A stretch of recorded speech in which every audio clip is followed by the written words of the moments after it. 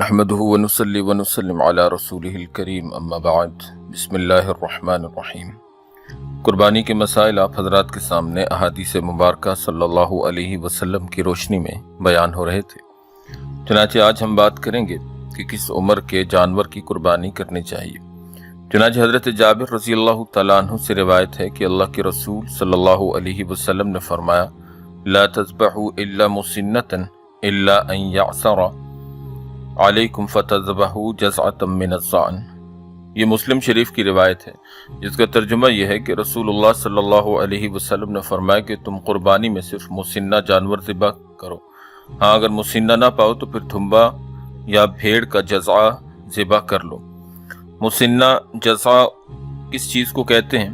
یہ کسی خاص جانور کا نام نہیں ہے بلکہ یہ اصطلاحی الفاظ ہیں جو قربانی کے جانور کی عمر کے لیے استعمال کیے جاتے ہیں۔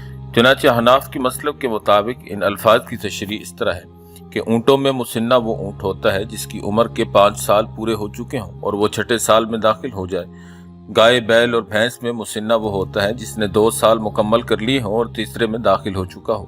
بکری، بھیڑ اور دمبا میں مسنہ وہ ہوتا ہے جس نے اپنی عمر کا 1 سال مکمل کر لیا ہو اور دوسرے سال میں داخل ہو چکا ہو۔ البتہ دمبا اور بھیڑ کا جزع ہو تو وہ بھی قربانی میں کرنا جائز ہے۔ جزع بھیڑ اور دمبا کا وہ بچہ ہوتا ہے جس کی عمر 1 سال سے کم ہو مگر 6 ماہ یا اس سے زیادہ ہو۔ یہ ساری کی ساری تفصیل احناف کے مسلک کے مطابق ہے۔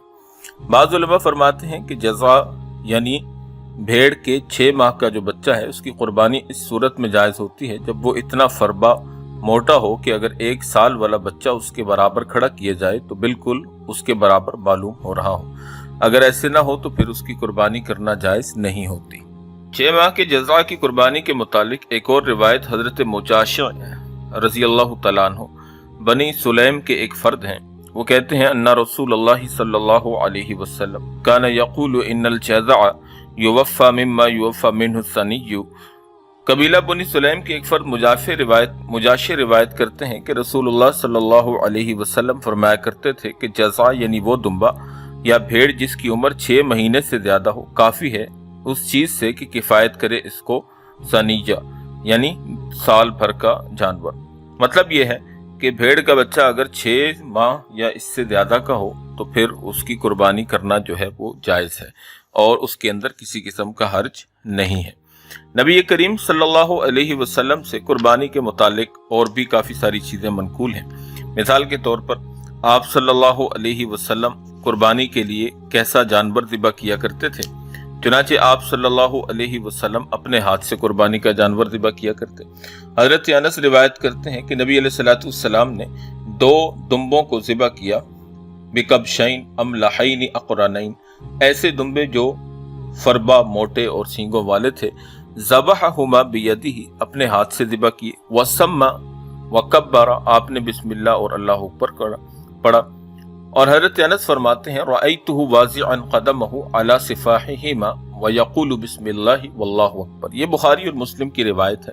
حضرت انس کہتے ہیں کہ میں نے خود دیکھا کہ آپ نے ان دمبوں کے پہلوؤں پر اپنا پاؤں رکھا ہوا اور بسم اللہ اللہ اکبر کہہ کر آپ نے ان کو ذبح کیا۔ اسی طرح حضرت ام المومنین سیدہ عائشہ رضی اللہ تعالیٰ عنہ سے ایک روایت منقول ہے جو کہ مسلم شریف کے اندر ہے۔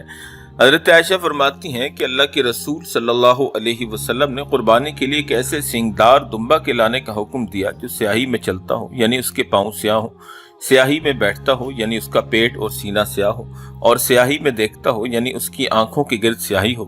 چنانچہ جب آپ کے لیے قربانی کے لیے ایسا دمبا لایا گیا تو آپ نے فرمایا کہ عائشہ چھری لاؤ۔ جب چھری آئی تو آپ نے فرمایا کہ اسے پتھر پر رگڑ کر تیز کرو، تو حضرت ام المومنین فرماتی ہیں کہ میں نے چھری تیز کر دی۔ پھر آپ نے چھری لی اور دمبے کو پکڑ کر اسے لٹایا اور جب اسے ذبح کرنے کا ارادہ کیا تو یوں کہا اللہم تقبل من محمد وآل محمد ومن امت محمد، یعنی اے اللہ اسے محمد، آل محمد اور امت محمد صلی اللہ علیہ وسلم کی طرف سے قبول فرما۔ پھر اسے ذبح کر دیا۔